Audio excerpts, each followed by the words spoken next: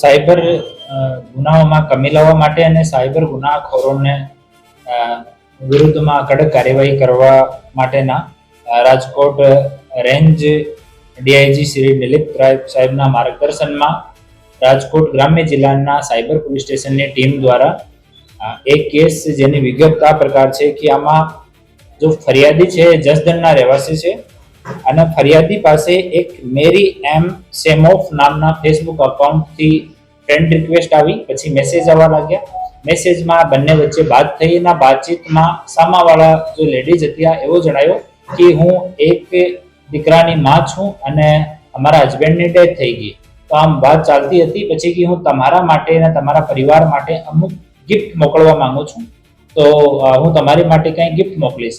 પછી 1-2 દિવસ પછી ફરિયાદી પાસે ફોન આવે કે તમારા અમુક ગિફ્ટ જર્મનીથી આવ્યા છે, આમ મોંઘી ઘડી છે, યુરો છે અને બીજી મહેંગી વસ્તુઓ છે, એના માટે તમને થોડો પેમેન્ટ કરવો પડશે. ઇનિશિયલી થોડા પૈસા લીધા, પછી ટૂંકે પૈસા લઈને ટોટલ 6,31,900 રૂપિયા ઓનલાઈન ફરિયાદી પાસેથી ટ્રાન્સફર અલગ અકાઉન્ટમાં એ લોકો કરાવી લીધા. ફરિયાદીને ત્યારે ખબર પડી કે અમારી સાથે કંઈ ગડબડ થયું છે, તો ફરિયાદીએ પોલીસને જાણ કરી. સાયબર પોલીસ સ્ટેશનમાં ગુનો દર્જ કરવામાં આવ્યો અને પછી એની ઇન્વેસ્ટિગેશન સાયબર પોલીસ સ્ટેશનના પીઆઈ શ્રી રવિ ગૌતમ અને પીએસઆઈ શ્રી અનિરુદ્ધ કામલિયા કરતા હતા. આ ગુનાની ઇન્વેસ્ટિગેશન દરમિયાન ટીમને ખબર પડી કે એ લોકો જો છે એ આફ્રિકાના અલગ કન્ટ્રીઝના રહેવાસી લોકો છે અને દિલ્હી અને એનસીઆરમાં રહીને એ લોકો એવી રીતે લોકો સાથે છેતરપિંડી કરે છે. તો આમાં અમારે પીએસઆઈ અનિરુદ્ધ કામલિયાની ટીમે ગાઝિયાબાદથી 3 આરોપીઓને અટક કર્યા છે, જેમાં એક જસ્મીન યા અનશા ઉર્ફે એન્જલ, આ મૂળ ઘાના દેશની રહેવાસી છે. જેન્જેલી ઇમાની ડેનિસ, આ 22 વર્ષનો છે, તંજાનિયાનો રહેવાસી છે. ફિલિપ બટિસ્ટા જોસેફ વેલેન્ટાઇન, આ સુડાનનો રહેવાસી છે.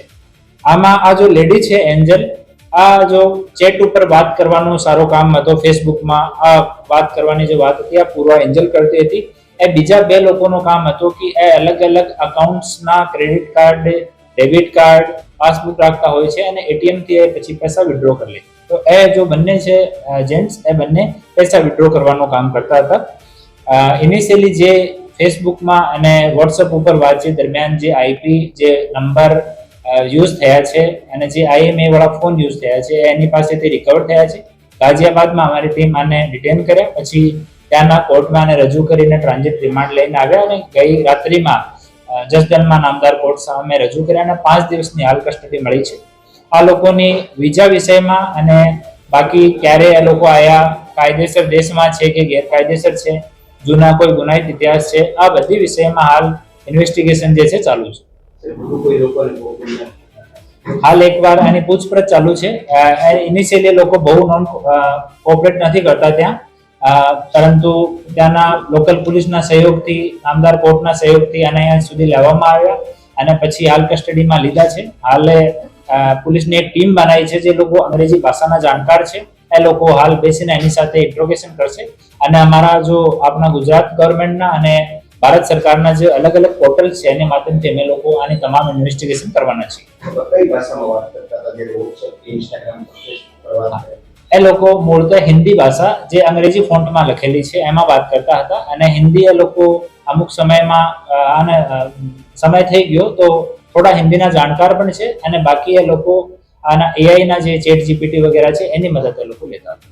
આ લોકો કોના બેંક એકાઉન્ટમાં પૈસા લેતા હતા અને ભારતની અંદર એ લોકો કાયદેસર લેતા હતા કે ગેરકાયદેસર લેતા હતા, કેટલા સમયથી લેતા હતા, શું? આમાં જો બેંક એકાઉન્ટ વાળા છે 15 જેટલા બેંક એકાઉન્ટ આ કેસમાં ફ્રીઝ થયા છે. આ તમામ લોકોની અમે લોકો લિસ્ટ તૈયાર કરી છે. એની પાછળ અમારી ટીમ છે, તો જ્યાં સુધી એનું નામ ડિસ્ક્લોઝ નહીં કરીએ, આની ઇન્વેસ્ટિગેશન ચાલુ છે. બીજો એનો વિઝા વિષયમાં અને ક્યારે એ લોકો એન્ટર કર્યા એના વિશે પણ તપાસ ચાલુ છે. આના પાસપોર્ટ નહીં મળ્યા, પરંતુ પાસપોર્ટ નંબર મળી ગયા. પાસપોર્ટ નંબરના આધાર ઉપર અમે લોકો તપાસ ચાલુ કરી છે.